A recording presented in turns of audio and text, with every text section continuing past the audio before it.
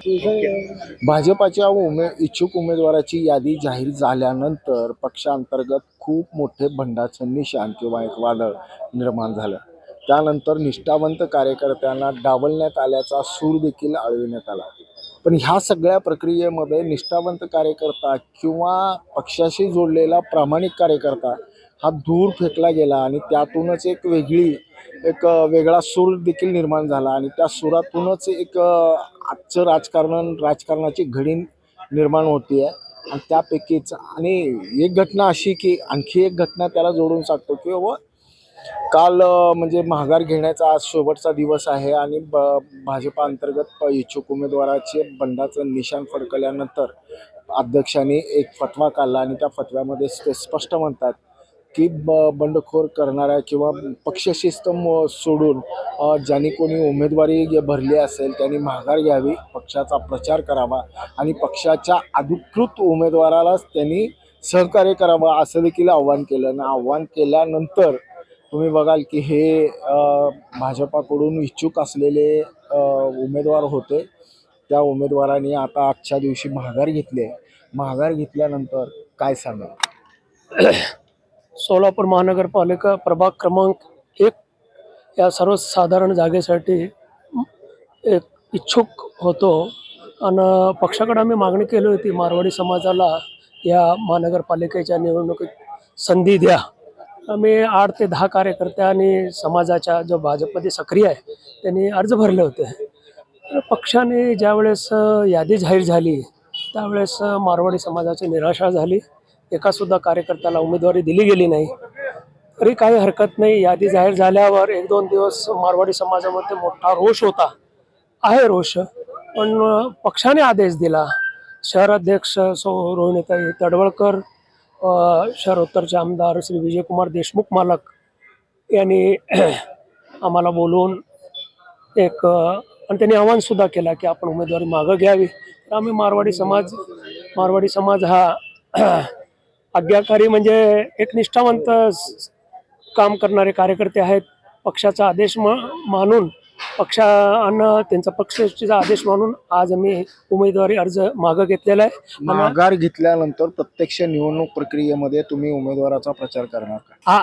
आजपर्यंत आम्ही प्रत्येक महानगरपालिका, लोकसभा, विधानसभा, आता माघार घेतल्यावर सुद्धा आम्ही निवडणूक प्रक्रियेमध्ये सामील होऊन भारतीय जनता पार्टी कसं ज्या पद्धतीनं तुम्ही काम करता, ज्या पद्धतीने लीड देता त्या पद्धतीचं लीड मिळेल का?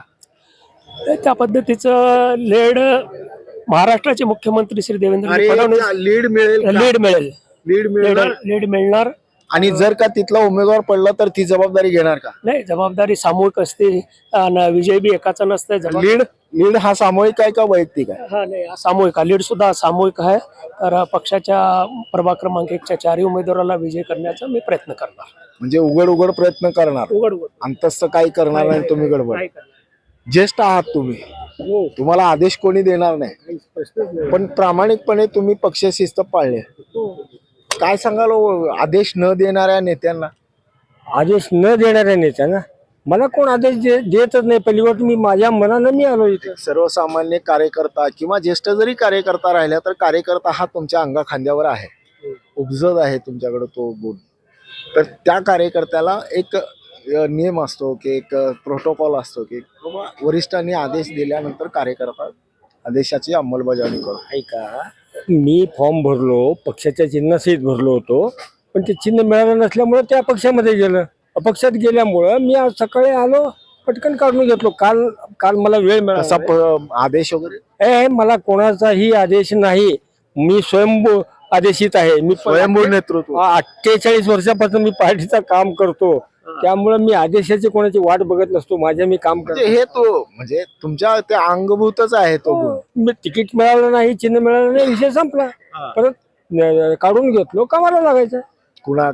कशाच्या कामाला लागायचं? अरे आम्हाला सवयची जी पडली आहे त्या सवयीनुसार आम्ही काम करणार, दुसरी सवयच नाही आहे मला काम करायची। पक्षाचंच काम करणार आम्ही। 48 वर्ष हेच करत आलो, आताही हेच करणार आहे।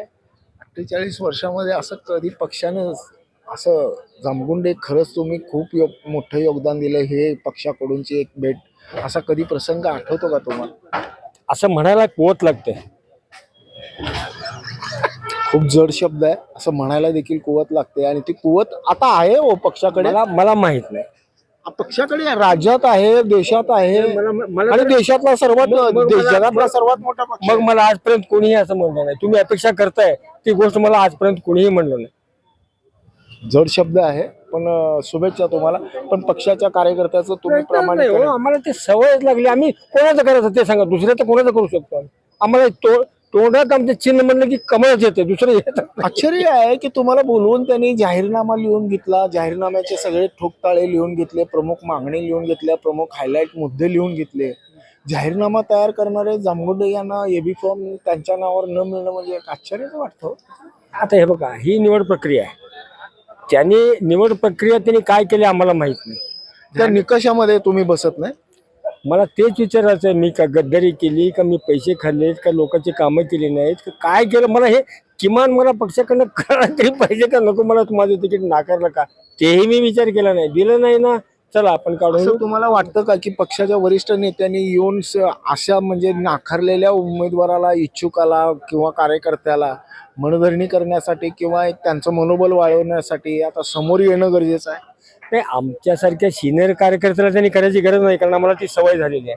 पण जे कशाची नाकारण्याची? नाही, पक्षाचं काम करण्याची सवय झालेली आहे. त्यांनी आम्हाला सांगण्याची काही आवश्यकता नाही आहे. पण जे ज्युनियर आहेत, जे नौके आहेत, त्यांना थोडं वाईट वाटतं, दुःख वाटतं, त्या लोकांना त्यांनी सांगितलं पाहिजे, समजूत काढली पाहिजे आणि परत पक्षाच्या कामाला लावलं पाहिजे. असं कधीच 48 वर्षामध्ये असं भाजपाची इतकी वाहतात किंवा इतकी चर्चा किंवा इतका मोठा बॅडपॅच असं काय म्हणजे बंडाळी किंवा बंडखोर अशा अनेक शब्दाचा यावेळेस उपयोग होतोय. ह्या सगळ्या गोष्टी सत्तेला स्पर्श करणाऱ्याच असतात. गेल्या वेळेला आमची सत्ता आली म्हणून ह्या वर्षी या सगळ्या गोष्टीचा आम्हाला स्पर्श झालेला आहे. एवढंच मला म्हणायचं आहे. दुसरं म्हणजे असं म्हणायचं का की सत्ता राहिल्यानंतर कार्यकर्ता हा निष्ठावंत असतो आणि सत्ता राहिल्यावर तो व्यावहारिक होतो?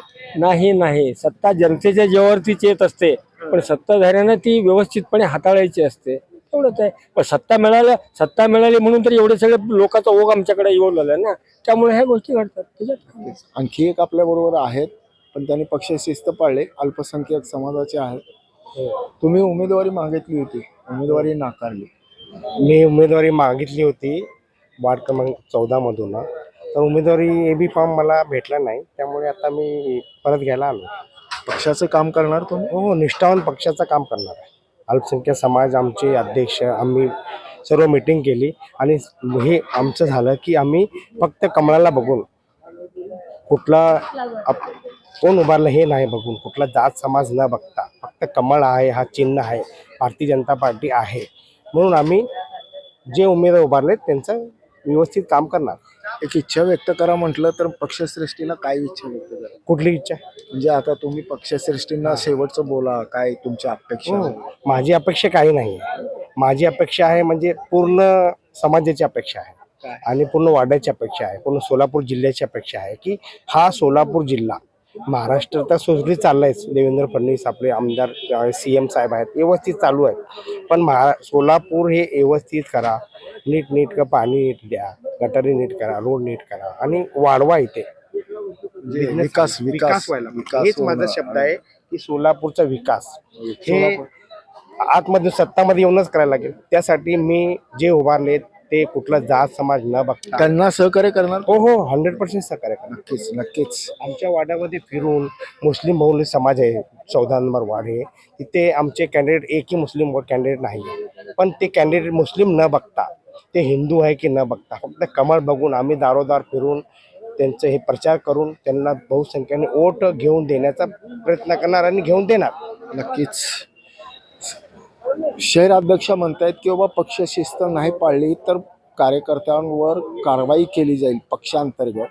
पण कार्यकर्त्यांचं एक म्हणणं आहे की पक्षावर लांछन टाकणाऱ्या किंवा पक्षावर आक्षेप घेणाऱ्या कार्यकर्त्यांवर आता पक्षाध्यक्ष काय कारवाई करणार? ब्रेन न्यूज करता यासिन शेखसह मी नितीन पाटील.